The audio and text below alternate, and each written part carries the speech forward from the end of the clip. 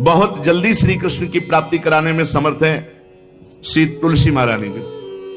प्रिया जी का बताया हुआ उपाय, श्री वृंदा सखी, ये वृंदावन की अधिष्ठात्री देवी हैं। ये वृंदावन की पूरी व्यवस्था को देखती हैं। प्यारी जो प्यारे जो के नित्य केली की व्यवस्था करती हैं और इनकी कृपा के बिना कोई वृंदावन में प्रवेश नहीं कर सकता। ये हमारी प्यारी जो की प्रिय सखी वृंदा सखी श्री तुलसी महारानी जो। चंद्रानना सखी ने कहा कि परम सौभाग्यदम राधे महापुण्यम वरप्रदम श्री कृष्ण श्यापि लभ्यर्थम उनका तुलसी सेवनम मतम। मेरे मत में यदि तुलसी जी की सेवा की जाए, तुलसी जी का यदि स्पर्श हो जाता है, तुलसी जी का नाम कीर्तन किया जाता है, तुलसी जी को प्रणाम किया जाता है, तुलसी जी का वृक्ष लगाया जाता है, तुलसी जी को जल अर्पित किया जाता है और तुलसी दल से नित्य भगवत सेवा की जाए तो बहुत जल्दी श्री कृष्ण प्रसन्न हो जाते हैं। प्रतिदिन जो तुलसी जी की भक्ति करता है, तुलसी का पौधा रोप करके तुलसी जी का सिंचन करना, तुलसी जी को तिलक लगाना, तुलसी जी को माला पहनाना, तुलसी जी की परिक्रमा करना, तुलसी जी को प्रणाम करना, वो कोटि सहस्त्र युगों तक ऐसा महान सुकृत होता है कि भगवान श्री कृष्ण के नित्य समीप रहता है जो तुलसी जी की सेवा करता है।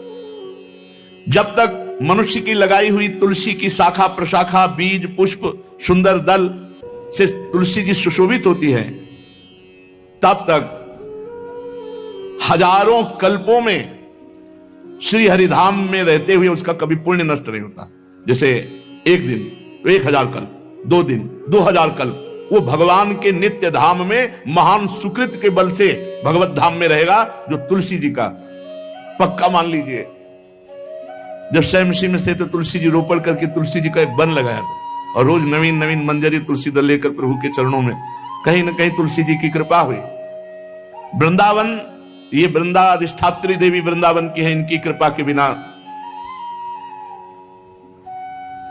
हे चंद्रादने, संपूर्ण पत्रों और पुष्पों को जो उतार करके सम्मान पूर्वक पहले प्रार्थना करनी चाहिए। हे वृंदा देवी, हे तुलसी जी, भगवान श्री हरि की पूजा के लिए या प्रियाजू की पूजा के लिए हम आपके कुछ मंजरी कुछ दल लेकर के सेवा करना चाहते हैं, आप कृपा करके मुझे दीजिए, और फिर उतार लें। ऐसे नोचना नहीं, बहुत सम्मान से बहुत प्यार से, तो तुलसी जी प्रसन्न होते हैं। जो मनुष्य तुलसी दल से श्री हरि की पूजा करता है, कोई भी पाप उसका स्पर्श नहीं कर सकता। पूर्व में किया हुआ कोई भी पाप उसको दंड नहीं मिलेगा जो तुलसी जी की आराधना नित्य करता है। अब इतना जल भी ना चढ़ा दे, मार पुण्य हो जाए और तुलसी जी अंतर ध्यान अनुकूल जल, जैसे मान लो गमले पे हैं तो इतना बड़ा तांबे का रोज उससे चढ़ा, अब भर के लोटा चढ़ा दोगे 2-4 दिन में अंतर ध्यान हो जाएंगे तुलसी जी। बहुत विवेक से जरूरत है, मतलब भारी पुण्य होगा। अब इतना बड़ा लोटा रोज जल चढ़ाओगे तो 2-4 दिन में पीली होके अंतर ध्यान हो जाएंगे। इतना जल, अनुकूल जल चाहिए। एक तांबे का छोटा सा लिया, ऐसे रोज डालो, उसमें कोई फर्क नहीं, और गमला उठाकर धूप में विराजमान करो। सेवा का मतलब क्या है? जो तुलसी जी को जल अर्पित करके तुलसी जी की सेवा करता है, हरि चिंतन करता, कभी कोई पाप उसका स्पर्श नहीं कर सकता। 100 भार सोना, 400 भार चांदी का जो दान करने का फल होता है, वो एक तुलसी दल उतार जो अपने द्वारा लगाई हुई तुलसी दल, वो हरि के चरणों में अर्पित करो। ये 100 भार सोना और चांदी बराबरी नहीं हो सकती। कितना महत्व है। जो रोज तुलसी दल चयन कर, द्वादशी को ना चयन करे, द्वादशी को मतलब बहुत बड़ा अपराध लगता है तुलसी दल का, इस मतलब तुलसी के वृक्ष का भी स्पर्श ना करे। प्रणाम नमस्कार दूर से, एक भी दल नहीं टूटना चाहिए। द्वादशी को ऐसा हमने महापुरुषों से सुना है कि मंजरी और पत्र उतारना ये ठीक नहीं, बिल्कुल नहीं ठीक है। ब्रह्म हत्या का फल लगता है, अगर जो पाप लगता है अगर कोई द्वादशी को तुलसी चयन, बहुत सावधानी से। जिसके घर में तुलसी का बगीचा होता है, कई पौधे होते हैं, उसको कहीं तीर्थ जाने की जरूरत नहीं, उसका घर तीर्थ है जिसके घर में तुलसी के पौधे हैं। और यमराज कभी उस घर में किसी भी मरने वाले को लेने नहीं आएंगे जिसके घर में तुलसी। लगा लो भैया तुलसी लगा लो घर में, काहे कोई यमराज को आने दोगे? सबके घर में तुलसी। कितना सुंदर पहले था, घर में आंगन होते थे, आंगन में एक बहुत बड़ा, और फिर उसमें तुलसी जी, और फिर उसमें 2-4 नर्मदेश्वर शालिग्राम ऐसे, और फिर घर का हर व्यक्ति जल चढ़ाना, प्रणाम करना, नमस्कार करना, कितनी पवित्र पद्धतियां हमारी थी। जब रसोई बने पहली गाय के लिए, फिर कुछ पक्षियों के लिए, फिर कोई संत महात्मा, कोई भिक्षु, ऐसा कितना पवित्र व्यवहार। यहाँ जैसे हमने देखा है, ये रसोई बन रही ना तो धुआं नहीं खत्म होने पाता, वो ही सब अपवित्र किए हुए हैं, राक्षसी बुद्धि आती चली जा रही। तुलसी जी, ये भागवती को वस्तु हमें लगता है बालकनी तो होती है, बढ़िया बालकनी में एक ऐसा उठाने धरने वाला स्टैंड लोहे का रखो कि तुलसी जी को विराजमान कर दो। जिसके घर में तुलसी जी विराजमान होती है उसके घर में यमराज कभी नहीं जाते। जो तुलसी जी का सेवन करता है उसकी सारी कामनाएं तुलसी जी पूर्ण कर देती है। तुलसी जी को लगाना, तुलसी जी का पालन करना, तुलसी जी को सिंचन करना, तुलसी जी का दर्शन करना, तुलसी जी का स्पर्श करना, मनुष्य के द्वारा जो मन, वाणी और शरीर से पाप हो गए सबको तुलसी महारानी क्षमा कर देती है, दग्ध कर देती है। पुष्कर आदि तीर्थ, गंगा आदि परम पावन नदियां, ये सब जो स्नान आदि अवगाहन आदि करने का फल देते हैं, वो केवल तुलसी जी घर में विराजमान है उसको फल मिल जाएगा। कितने बढ़िया। जो तुलसी जी की नवीन मंजरी प्रभु के चरणों में अर्पित करके प्रणाम करता है, वो चाहे कितना भी अपराध किए हो, वो कभी यमपुरी को नहीं देखेगा, कभी यमराज के पास नहीं जाएगा। जो मनुष्य तुलसी काष्ठ का घिसा हुआ चंदन लगाता है, उसके सारे संचित भस्म हो जाते हैं, और क्रियमाण जो वर्तमान वो कभी उसको बांध नहीं सकते। तुलसी जी का काष्ठ का घिसा हुआ चंदन। जिसके घर में तुलसी की छाया होती है वहां पितरों को अपने आप कल्याण प्राप्त हो जाता है। जो श्राद्ध करने से लाभ मिलता है पितरों को, घर में तुलसी लगा के जो तुलसी की छाया बड़ा वृक्ष, पितरों को तृप्ति मिलती है। चतुर्भुज ब्रह्मा जी सारंग धनवा श्री हरि के महामहिम स्वरूप की अनुभूति करने के लिए भी कहा है कि तुलसी जी का महान महात्म्य, अगर तुलसी जी का सेवन करे तो भगवान श्री हरि की महिमा को जान जाएगा। स्त्री हो या पुरुष, पुरुष नपुंसक नारीवा जीव चराचर कोय, सर्व भाव भज कपट तज मोहि परम प्रिय सोय।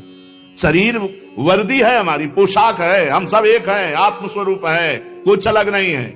शरीर केवल पांच भौतिक है तो सबका पांच भौतिक है, उसमें चिन्ह है स्त्री पुरुष के, बस इसके लिए भगवान की आराधना निषेध थोड़ी है। जो स्त्री या पुरुष श्री तुलसी जी के काष्ठ के मन के बना के, जैसे छोटी कंठी या बड़ी माला धारण करता है, श्री कृष्ण उसके बस में हो जाते हैं। यह है तुलसी जी की महिमा। परम सुभाग श्री कृष्ण मिल जाते हैं, और कौन सी भी हमें उपलब्धि चाहिए। हे गोपनंदिनी, तुलसी जी का सेवन करने से श्री कृष्ण वश में हो जाते हैं। जो तुलसी की माला से नाम जप करता है, काउंटर वाली बात तो स्मृति के लिए भाई है, हम निषेध नहीं करते, नहीं बहुतों के भजन बंद हो जाएंगे, पर हम इतनी महिमा जरूर बता देते हैं कि तुलसी माला से जो नाम जप किया जाता है उससे आध्यात्मिक सिद्धि बहुत जल्दी होती है। गुरुदेव भगवान कहते जो अंगुलियों से रगड़ होती है मन का से, उसमें आध्यात्मिक ऊर्जा शक्ति तुलसी माला से। प्लास्टिक पर भाई करो, निषेध नहीं कह रहे, बंद हो जाएगा वो भी राधा राधा कहना, वो हमें बंद नहीं करना, हम कह रहे तुम जैसे बने वैसे करो, लेकिन माला का बहुत बड़ा प्रभाव है। तुलसी परम पवित्र भगवान श्री हरि की प्रिया, और उनके काष्ठ को जब हम ऐसे ऐसे नाम के साथ तो विशेष ऊर्जा शक्ति, आध्यात्मिक शक्ति हमें जागृत होती है। हो सके जिनको ऐसा बन सके तो छोटी एक वो आती है सुमिरनी, उसको रख लो, अपनी जेब में रख लो, उससे करो। और नहीं है तो भैया तुम इसी से करो, नाम जप करो, भाव को भाव न खालसो, नाम जपत मंगल दिस दसो। सुंदर सुंदर तुलसी जी के वृक्षों के समीप बैठ करके जो अनुष्ठान किया जाए वो बहुत लाभदायक। श्रीमद् भागवत का, गोपाल सहस्त्र नाम का कोई भी पाठ तुलसी जी के समीप विराजमान करके किया जाए,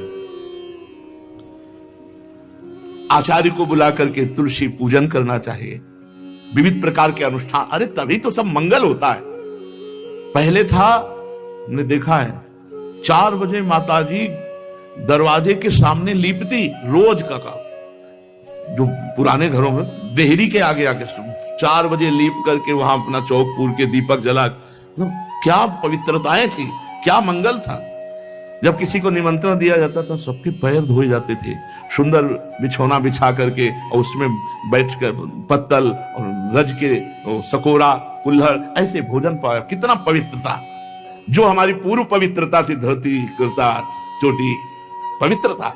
मान लो अगर बाहर जा रहे तो पैजामा कुर्ता, ऐसे बहुत पवित्र पोशाकें थी, पवित्र आचरण थे, पवित्र खान पान था। घर में जाओ तो एक पवित्रता, एक किसी भी घर में ऐसा नहीं था कि देव मूर्ति न विराजमान हो, किसी भी घर में ऐसा नहीं था तुलसी जी विराजमान न हो, 1-2 गाय जरूर होती थी, पवित्रता। अब तो बड़ा विचित्र, ये भारतीय गौएं जो श्वेत रंग की, जो अरुण रंग की, जो सींग वाली हैं, वो उनका आप दुग्ध देखिए, दूकर रख दीजिए, स्वर्णिम कांति छाई मिलेगी।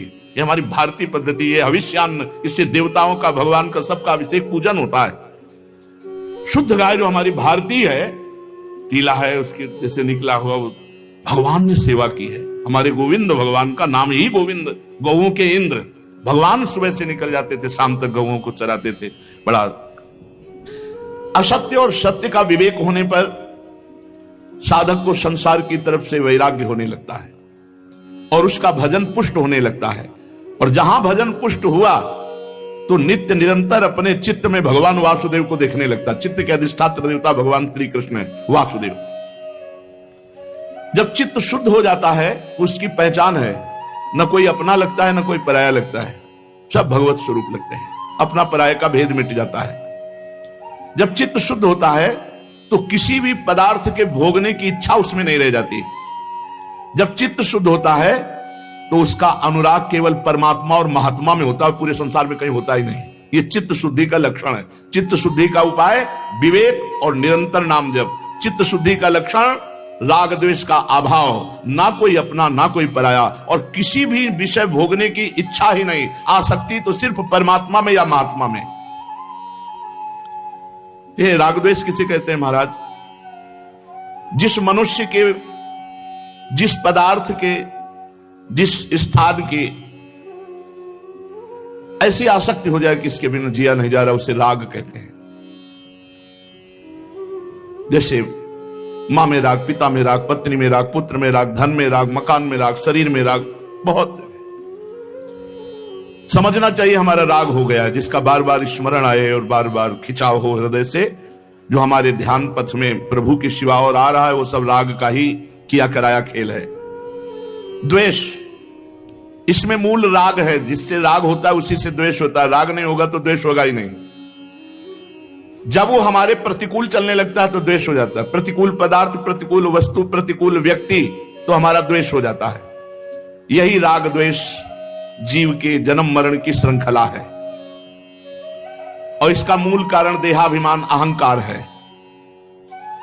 महाराज, साधक को समय किस प्रकार बिताना चाहिए? सबके लिए एक जैसा उपदेश नहीं होगा। पूज्य बाबा बोल रहे हैं, जो गुरु के पास रहते हैं उनको सब समय गुरु की सेवा में लगाकर भगवत स्मृति युक्त जीवन व्यतीत करना चाहिए। और जिनको गुरु का सानिध्य नहीं मिला उनको भजन में अधिक समय लगाना चाहिए। यदि गुरुदेव सेवा के लिए आदेश करें, वही सबसे बड़ा भजन है। यदि वो कह रहे हैं कि बैठकर भजन करो, तो अधिक समय भजन में लगाना चाहिए। अगर गुरुदेव सेवा, तो फिर सेवा ही भजन है। जो गृहस्थ हैं उनको अपनी गृहस्थी के कार्य को गुरु सेवा, भगवत सेवा मानकर करना चाहिए। यदि गुरु जी कुछ स्वीकार करते हैं तो ठीक है, नहीं सर्वस्व गुरु का है, ऐसी भावना करनी चाहिए। विरक्त उपासक को गुरु की अधीनता स्वीकार करनी चाहिए। गुरु की अधीनता से अपने आप सारे पाप, द्वेष, दोष, राग सब नष्ट हो जाता है। सबको यह तो ध्यान रखना है कि भगवती जो हमारी परम करुणामयी स्मृति स्वरूपा है, वो हमारे दिमाग में छाई रहे।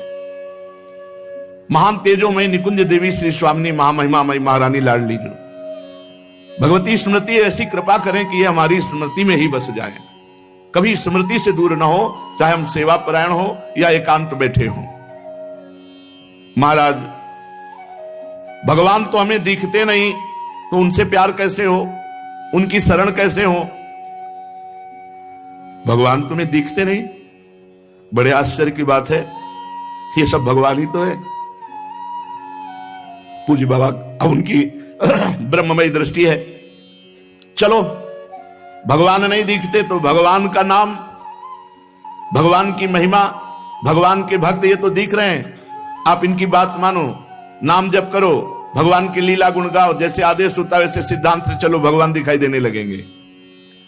जब तुम्हारे हृदय में शांति, आनंद, किसी के प्रति कोई भी द्वेष नहीं, तो जान लो अब भगवान प्रकाशित होने वाले हैं हृदय में। आनंद भगवान का स्वरूप है, शांति भगवान का, शांताकारम, जो आनंद सिंधु सुख राशि। जो भगवान को देखा नहीं और भगवान की शरण होकर नाम जप करते हैं, भगवान बहुत रीझ जाते हैं उनसे, वो तो देख ही रहे ना। महाराज जी आप बार बार भजन की बात करते हैं, भजन में तो नींद आ जाती है, फिर क्या करें? माला छूट जाती है भजन में। ऐसे बैठे रहो, प्रपंच सोचते रहो, नींद नहीं आएगी। 3 घंटा फिल्म देखते रहो, नींद नहीं आएगी। पता नहीं कैसा तमोगुण का प्रभाव है। बाबा कहते हैं कि जब नाम जप करने में नींद आने लगे तो जोर जोर से कीर्तन करने लगो। ये एकांत में करना चाहिए, सामूहिक जहां वास हो वहां नहीं करना चाहिए।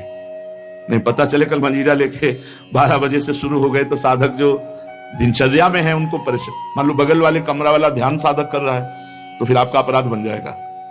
यदि आप मंजीरा लेके कीर्तन कर रहे हैं और उसके ध्यान में विक्षेप हो रहा तो अपराध बन जाएगा।